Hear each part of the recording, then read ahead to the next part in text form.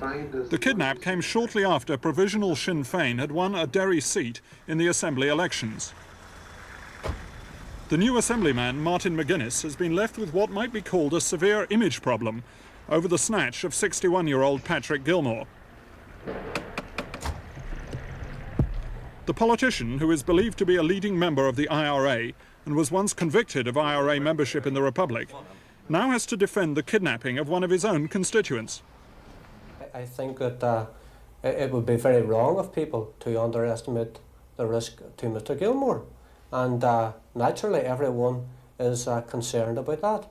But the responsibility for this particular problem must lie fairly and squarely with the people who created the problem, and the people who created the problem were the RUC by the use of the tactic which they have now employed. We in the Republican movement have been concerned about the Gilmours. We are the only people who have met the Gilmours and try to help them out of the particular predicament that they are now in. But that predicament has been created initially by the RUC. You say you're concerned about them, and in fact I remember you telling me the other day that they were actually under your protection. This seems a bizarre form of protection, doesn't it? Well, I don't think I said that they were under my protection. I mean, I can't protect... The protection of the Republican movement. I can't protect people from the British Army or the RUC. But they weren't taken by the British Army or the... It's very naive of you to believe... They were not taken by the British Army or the RUC, they were taken by the IRA. Yes, but this was caused initially by the RUC, by the use of the RUC tactic to intern young people from these areas. Doesn't all this illustrate what the police are saying, which is that their use of informers has actually